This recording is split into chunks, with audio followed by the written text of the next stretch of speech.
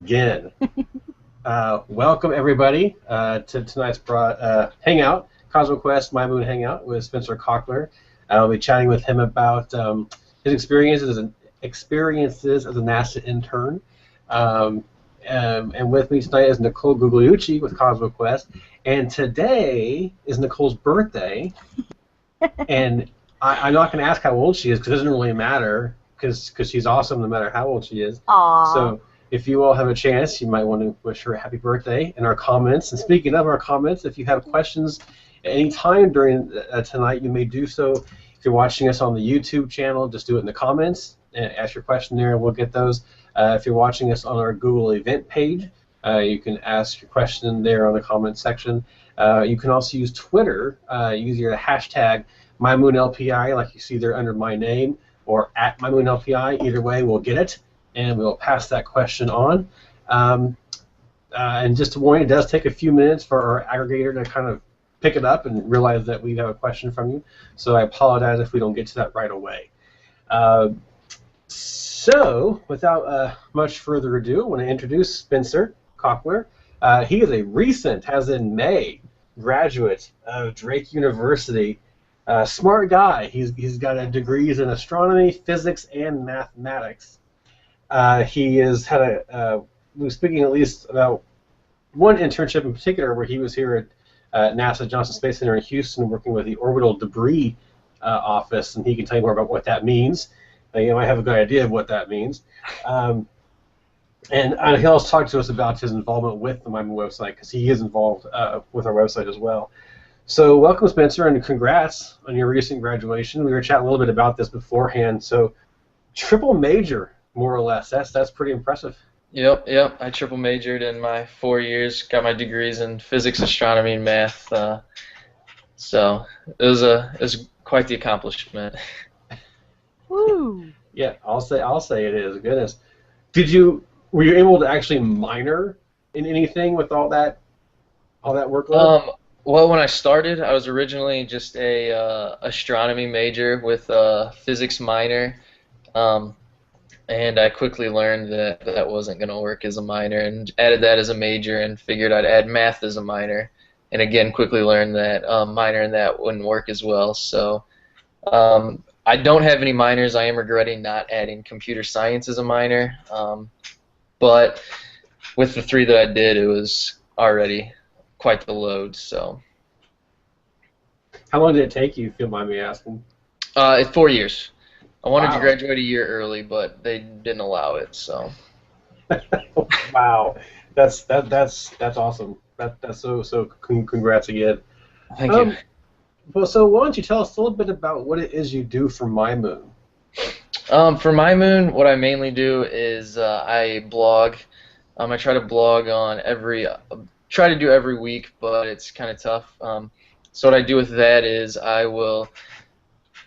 basically, like a typical space nerd, I'll spend my days looking up any news with space, and anything I find regarding the moon or that I think is interesting, I'll go through that article and blog about it. So along with that, I will watch YouTube videos of most of the ones that I usually watch are have to do with Mars rover and anything with Mars. Those are usually what most are out there.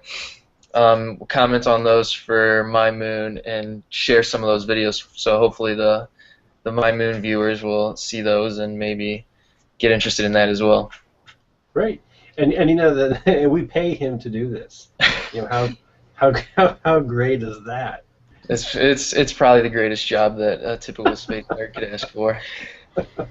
Now, unfortunately, we can't pay you full time. I mean, that would be fabulous if we could. Yeah, exactly. But we'll take what we can get. Nicole, you're getting quite a few happy birthdays. Yay. Thanks, guys. Coming in.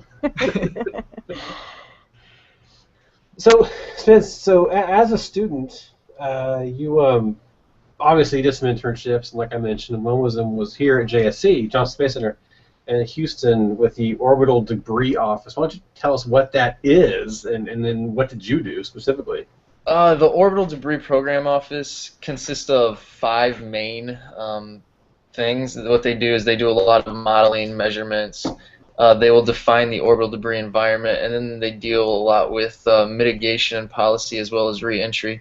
So what they're trying to do is they're trying to track all of this space junk, as you will, and figure out what it's doing, how it affects any satellites that we may have in orbit, any manned space flight. So, and then that goes into a lot with what I was doing. They have two main teams. One, well, I guess three, because they deal with radar, X-ray, and then they deal with oh gosh, I'm blanking here. Like what you see. So what I did is I would track rockets that have been in orbit for between, I mean, they could be in orbit from 40 years ago or 10 years ago, because when you have space flights, they'll go up, they'll detach these rockets, they're in stages. The last stage will detach, and then when it detaches, it goes into orbit. And the orbit's length, so how long it'll stay in orbit, depends on the apogee and perigee of it, where perigee is its closest approach to Earth. So what I was dealing with were objects that had a perigee between 800 kilometers and 36,000 kilometers. So they would stay in orbit for either centuries or until they're removed, mostly residing in low Earth orbit, which is about 2,000 kilometers. So all I did was really track these, figure out how they're rotating, and figure out what's the easiest way to remove these from orbit. Interesting. So what is the easiest way to remove them from orbit? Right now they have a plan which would send up robots that would want to handle these rockets. However, in order to handle them, they have to have a rotation that is less than 1 degree per second, which comes out to about 6 revolutions per minute. So what I did was I timed these, created light curves. Oh, I'm sorry, 1 revolutions per 6 minute is 1 degree per second. I got that mixed up. They need them to be rotating at a rate that's less than that. So when I tracked these, I looked at their curves, and then I would put it through data analysis programs and create light curves. And from these light curves, I was able to figure out how fast they were rotating, or how slow they were rotating, or if they were rotating, or if they weren't rotating. Okay, all right. Did you have to have some kind of experience with this to get this internship, or were you able to go in kind of dumb? I don't want to say that, but I would say, yeah, I was able to go in kind of dumb. I mean, all I did was, like any other college student who's looking for internships, I started on Google and Googled internships for my program. And of course, after that didn't work, I decided I might as well check NASA's page. I mean, what's the worst that can happen? They can say no. So I checked their page, applied, got a phone call one day, wanted to do an interview. Next thing I know, I'm on my way to Houston to spend 10 weeks there interning. So. And what a great time to be in Houston over the summer. I mean, yeah, I mean, it was beautiful. I mean, hot as can be, but it's better than the Des Moines, Iowa winters. So I can say that much. Well, I guess you could say that. So how long? I'm sorry, it was 10 weeks. Is that what I think you just said? Yes, I was there for 10 weeks. Yeah. What all did you get to do while you were here? Were you just sitting in an office 12 hours a day and then going home and sleeping? Actually, no. What I did while I was there, and it wasn't just 12 hours a day. It was sit in the office for about 6 to 8 hours a day, go home, take a 3-hour nap, and then go back to observe for the next 4 hours at night. So I put in some long weeks, but I actually got to do a lot of cool things. I got to hear talk about the lunar rock heist, which, I mean, for those of you who don't know what that's about, I do have a blog on MyMoon about that. You can also Google search that. There's a great book about it. There's a lot you can find. That was a very interesting talk to see. And I met the man who his rocks were stolen from him. He was one who gave the talk. Along with that, I got to meet um, Gene Kranz, who, for those of you who may not know, was the flight controller during Apollo 13. Jealous, right here.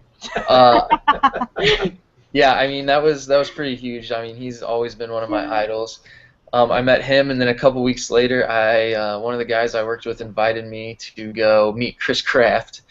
So the man who Mission Control Center is named after, I got to meet him. Oh. I talked with him, listened to him talk about his experiences with NASA.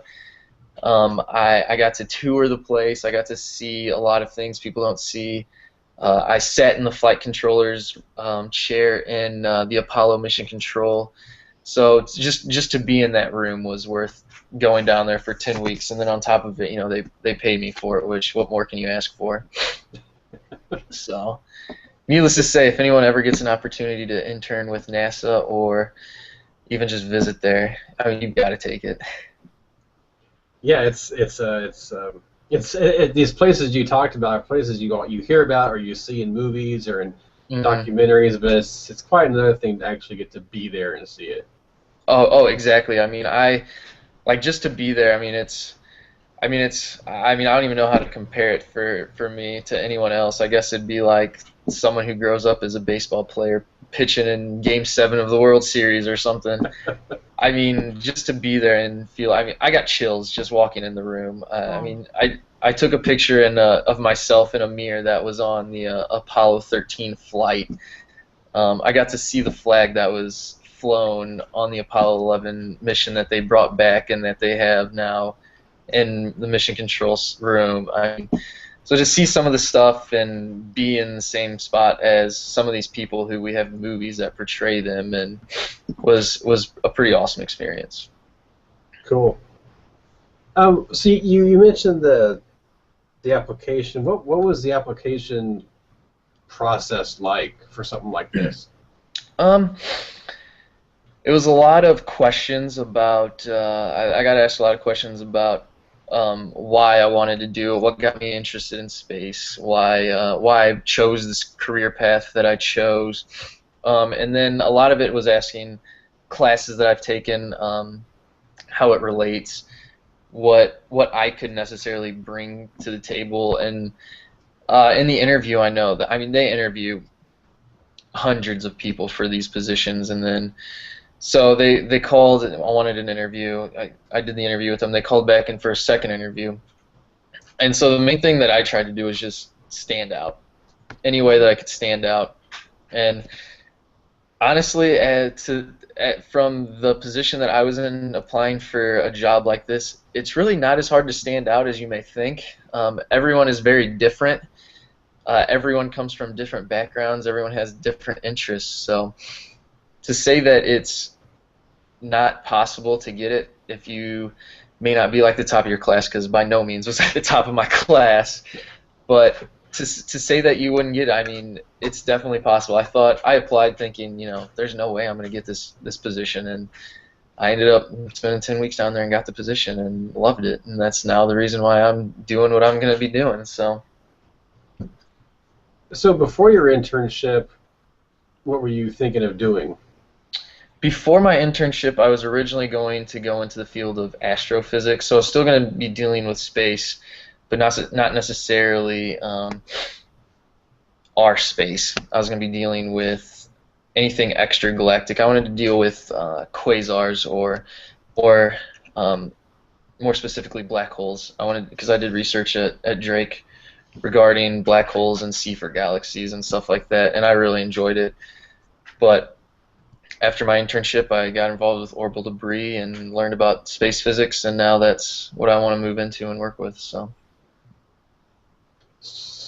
tell me a little bit more about space physics. Like, do you want to keep tracking orbital debris? I would spend the rest of my life doing what I did this past summer. I mean, it was great. But what I mainly want to do I still want to work with orbital debris, but I want to deal with like the re-entry. Because my aspiration for my career is I eventually want to become an astronaut and be a payload specialist that might So maybe go on a mission that would take these rockets or other objects and shoot them back to Earth, or get rid of them from orbit so that it would be safer for other space flight. But the whole space physics as a whole is not necessarily just orbital debris. Space physics deals a lot also with the sun, deals with the moon, deals with planets. So I guess planetary astronomy could be mixed in with space physics. Only space physics deals more with the physics aspect of it instead of the astronomy aspect. So is there a specific instance while you were an intern that something new that you learned that you never thought of before? Something new that I learned. Oh God, I don't think I could just specify one. Is there one that really I learned quite a bit, but the main thing, it wasn't necessarily the concepts that I learned. It was more of the application I learned, because I could sit in a classroom for days on end and someone could have taught me how to do what I was doing, but once I got to actually apply it was when that's what I really learned. I learned how to apply what I had learned in the classroom. Cool. There's a question I just didn't see until just now. So sorry about this. Nick asked, I think this is probably in reference to what you were talking about, going through YouTube and that kind of stuff. But he asked, "What's the coolest thing you've seen lately?" Coolest thing I've seen lately. Oh.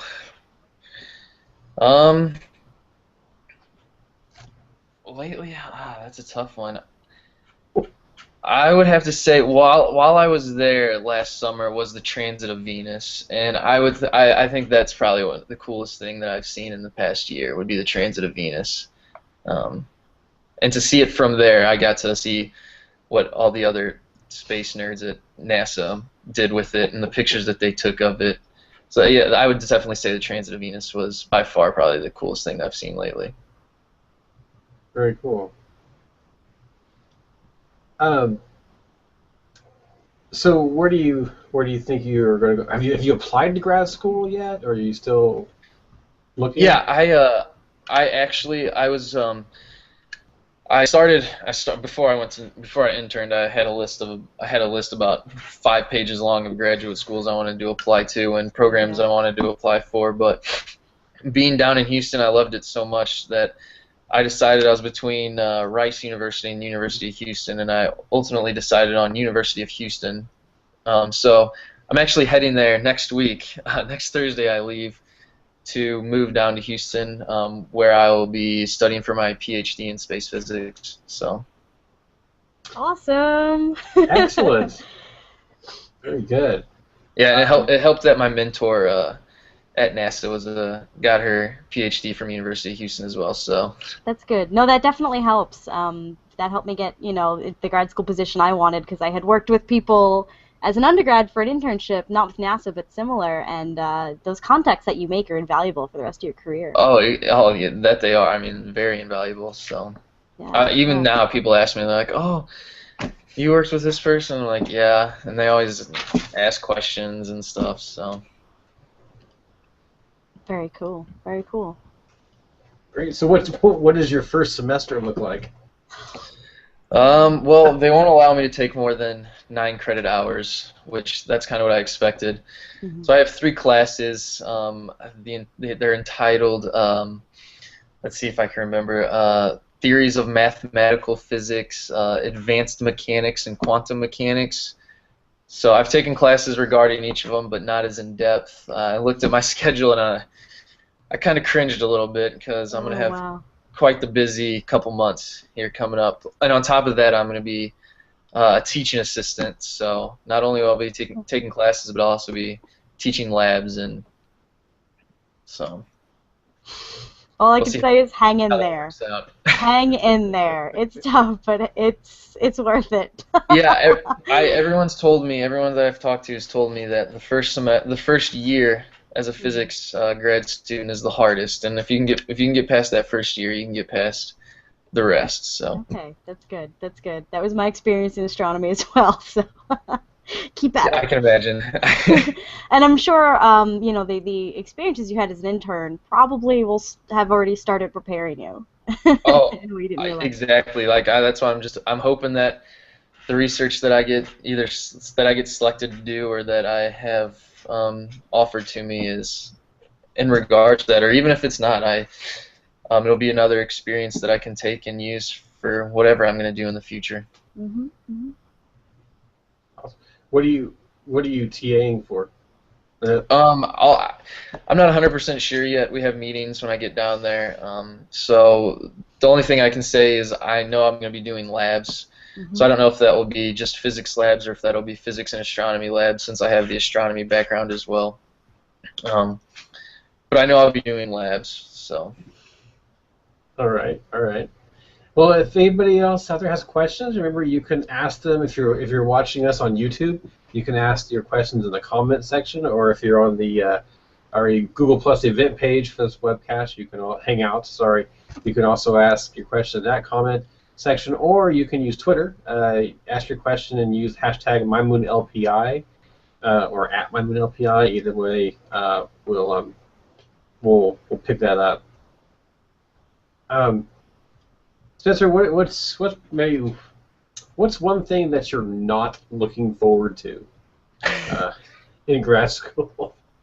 um, other than being 16 hours away from home and 24 hours away from all my friends at where I went to undergrad, I'd say the one thing I'm not looking forward to, well, obviously not seeing my dog, of course. You know, Oh. she wouldn't like me not mentioning her, I guess, and she's laying right next to me. But probably gonna be at least one all-nighter every week studying. I guess I'm gonna have to be doing a lot of studying and managing time, which as an undergrad that wasn't my strong suit. So Yeah, I'm you not. managed to complete 3 majors in 4 years. I won't worry too much about that. I got away a lot with waiting until the last minute to do Hmm. stuff, so I'm Hmm. sure I'm not going to be able to do that in Yeah. grad school. But you will. You'll I'm sure find I'll yourself try. doing it anyway. I'm sure I'll try still, but yeah, Oh, I'm not necessarily looking forward to that. I think Andy and I are cringing from memories Yeah. over here. I, I'm I'm probably going to keep some coffee industries in business. Yes, yes. We had a grad student run soda fridge, and I lived on Mountain Dew my first 2 years of grad school because it was like 30 cents a can. Yeah. Yeah, them and energy drinks and 5-hour energies. I'll probably have to stock up like a year supply or something. I don't know. Yeah. Make it work somehow. Well, I'll tell you the nice thing about being down here in Houston, and particularly being, well, either U of H or Rice, is that when you do have some time to take a break and go do something, there's so much to do, you'll Hmm. never get bored. Yeah, I did like that last year. I mean, the Astros are right there. They have the Dynamo, the Texans, which the Texans are rivals to my favorite football team, which would be Jacksonville, even though they're terrible. But yeah, there's so much to do down there. I mean, I had a blast when I was there. I mean, it wasn't even just at the Space Center. They had a bunch of stuff. When I was there, I think they had a beer festival. Um, and then this year, I've seen that they're doing their first annual Running with the Bulls in December. I've always wanted to run with the Bulls, so we'll see if I get hurt for my Christmas vacation. But Oh my gosh. so, Well, that'd make a great story to take back home. oh, I'm sure my parents would be thrilled. Oh my goodness. But we'll see. Yes, well, we'll be happy to have you down here. I'm looking forward to it. I'm looking forward to it. So I'm curious to learn more about the MyMoon Street Team. What is the MyMoon Street Team? What do you guys do? I mean, Does it involve squirrels? yeah, the mascot. The mascot is a squirrel. The best way I can describe it is there you go. The best way I can describe it is just promoting not necessarily the moon, but also space in general. I mean, everyone growing up loves space. Everyone growing up wants to be an astronaut, just like everyone growing up wants to be a firefighter or a policeman or a professional athlete or something. And everyone, but we don't necessarily have that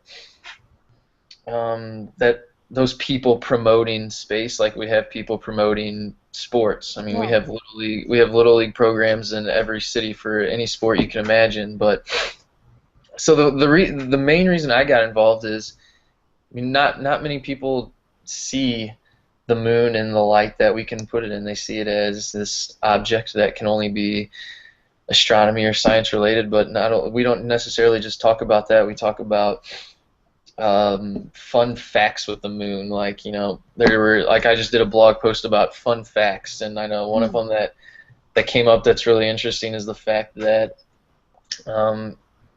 tree seeds were brought to the moon on one of the Apollo missions. I think it was Apollo 17, and now there's about 300 trees planted on Earth that have technically been on the moon. So that's interesting, and just promoting it in general is the best way I can describe what we do. Very cool. And since you'll be here, you are like that much closer to the squirrel costume. Oh, you haven't made him wear it yet. Okay. Oh no, that's just you don't do that to for interns.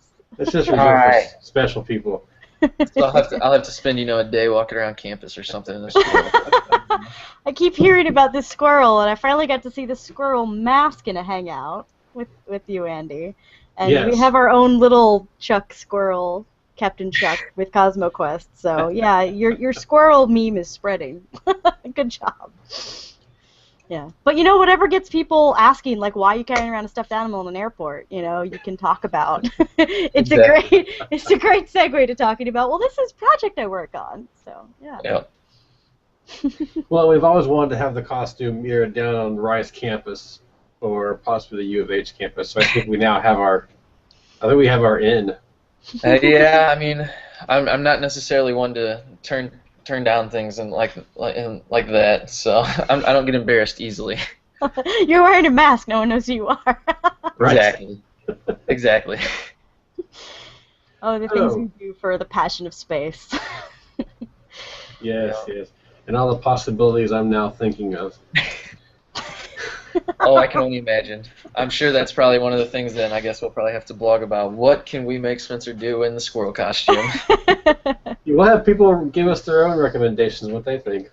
I like it. I have one. You can do the, I was just doing the crater demo, you know, when you put flour in a pan and cover it with cocoa powder and you let kids throw marbles at it to make craters. Yeah. I think you should go out on the quad in your squirrel costume and just start doing that activity and get people to come do it with you. I think. Oh, yeah. I'm sure people would, too. I'm sure people would. Yeah. You could teach about craters right there. Exactly. That's a fantastic idea. I guess that's people could say that they learned something from a squirrel. Yeah. We can make up a really big sandbox, and the squirrel could be the impactor. He could jump off of like a platform and be the impactor himself. That'd be fantastic. It'd be an odd-shaped crater, but it'd be a crater nonetheless. Now, this is, of course, in between, you know, when you have time, between your all-nighter and everything else you got going on. You need to blow off steam. You need to blow off steam every once in a while, and outreach is a really good way to do that when you're a graduate. Exactly. Anything to have fun. To have fun. It'd be great because like right after an all-nighter, you'll be really punchy. Yeah. And that's. Oh yeah, and get that slap happiness. And that's what we need if you're going to be the squirrel. Oh my goodness. Right. I'm sorry. Yeah, you were pretty funny when you did see the squirrel head because you had no sleep. Yes. Yeah. That was day 2 of the hangout, and I had not. Yeah, it was fantastic. So. Yeah. So sorry, Spencer. We've completely roped you into this. That's fine. You know, whatever gets me out having fun and taking my mind off of school. Very good. All right. Well, again, if anybody's a question for Spencer, you can go through Twitter hashtag MyMoonLPI or at MyMoonLPI through the YouTube feed if you're watching this on YouTube, or through the Google Plus, yes, event page. Mm-hmm. Yeah, a lot of things there. All right. And so we don't really have much coming in, but we'll give. But since it does take a while, we'll give it another minute or so to see if something comes across. Spins, I'd like you to just think about, what would you like to leave people with? What kind of comment or sage wisdom, particularly people who might want. You've already kind of said a little bit, about people who should really apply for internships if they, we want to go for that. But just simmer on that. Think about that for a little bit, and we'll see if some more questions come in. Nicole, would you like to say anything about some upcoming Cosmoquest opportunities? Sure. So today's Wednesday. So on Friday we have at noon Pacific we have the weekly Space Hangout. It is hosted by Fraser Kane, and in fact I've been gone from that hangout all month, and then so I'm coming back this week to talk about space and astronomy news with all my friends from different astronomy blogs, space writers across the internet. On Sunday night, there's the virtual star party. I think they're doing those at about 9 p.m. Pacific. And so you can come and watch the skies with us, which is really fantastic. We've got our guys with their amazing telescopes, webcams hooked up, their CCD cameras plugged right into the Hangout, and so you can observe without ever leaving your house. We're making it really easy for you guys. You have no excuse. And then Monday is Astronomy Cast, usually at noon Pacific. It always depends on Pamela's travel schedule. She's still in Europe at the moment. And then on Wednesday, we're back to learning space at 4 Pacific. I had to subtract in my head. That is our space and science outreach and education hangout. We just came back with the live shows. Just now, we had an episode where we were talking about one of the pioneers of radio astronomy. And so we'll be back to that next week as well. That's it for Hangouts. We've got a bunch of online classes coming up. So if you go to cosmoquest.org, up at the top, Educate, and then Classes, or Cosmo Academy, I'll be teaching one on Introduction to Radio Astronomy in September. I think Emily Lochte-Wallace is teaching one on finding data from different planetary missions. So data, planetary geology around the solar system, you can actually get your hands on that data and work with it. And then Pamela Gay is teaching one about the Big Bang, so you can check all that out as well. So we've got a lot of stuff going on. Pamela will be back. Pamela Gay will be back in the States. I'm finally back from travel, so it's all good times here at Cosmoquest. Very good. Yeah, that's interesting. The class that Emily Lochte-Wallace is going to do, because that's one thing that's very difficult to do is getting your hands on data. If you're somebody that wants to work with it or look at it, other than just visual imagery, for instance, from LROC, it's really hard to get it. Because you almost have to have the software to be able to read it, and sometimes that's proprietary stuff. So it'll be interesting to see what she has to talk about. That's great. Yeah, and it's all public data. It's just actually knowing how to access it, like you said, is a major stumbling block. So she's going to be doing that. Yeah, the planetary data system is quite the wormhole, if you will. That's true across all of astronomy. Yes. Well, thank you, Nicole. Not too much going on, at least in the relatively near future for MyMoon. We're still trying to get more speakers lined up. The LADEE launch, the launch of the Lunar Atmosphere and Dust Environment Explorer, is coming up on September 6th, scheduled for 11:27 p.m. Eastern. So if you're on the East Coast, actually, you can, since it's launching from Wallops Island, Virginia, you can see it from many places anywhere up and down the eastern seaboard. They'll have some animations and some graphics to kind of show where you can see it, where to look, depending on where you're at. Anyway, where I was going with that is we are maybe looking at doing some live webcasts from out there from NASA Wallops. I know there are plans for some already, not associated with MyMoon, so we may just let them do that and point you in those directions. But we might see if we can't set one up that week with somebody with the mission to do live from Virginia. So yeah. it already closed. Darn. There's a NASA social going on along with the launch as well, but I think the application just closed for that today. So. Yeah, I think it did. Yes, there was. Yeah. Urgh. It was actually open for a whole week. They used to be open for like 24 hours. So. Oh, well, that's good. So just keep watching the MyMoon website, mymoonspace.com, for updates on upcoming webcasts and other ways to get involved. So let me just double check here, see if anything else came in while we were babbling. It doesn't look like it. So you know what? I'm gonna leave it with you, Spence, to kind of give the last word here that you want to impart to our audience. All right. Well, first off, I just want to thank everyone. Had a blast doing this. Also, I know for me, the biggest thing is I want to get people involved with space or MyMoon or anything in general with space. One other thing that I got to do while I was at NASA, something cool, was I got to work with the Hubble Space Telescope. I worked with the radiator from that was brought back on the last shuttle mission. I got to do spectroscopic analysis on that. Wow. So stuff like that is just really cool. And for me, my biggest influences and the people who've always pushed me through it are my parents. So for those who have kids or are gonna have kids, whenever they come and say, they want to, however old they are, when they're 6 years old, and they say, "Mommy, I want to go to space one day," always just encourage them. I remember my mom tells a story that I came home my sophomore year of high school and told her that I wanted to be an astrophysicist, and I think her response was, "What in the world is that?" But that she may have been thinking that, but what she did is her and my dad, they pushed me and made me keep going towards my goals, and now because of them I'm getting there. So whether it's kids, siblings, whatever, friends even. So whatever you can do to get others involved, to stay involved, just do it. There's so much cool stuff that you can do with it, and it's always giving, and it's fun. It's a blast. People always ask about it. So. Okay.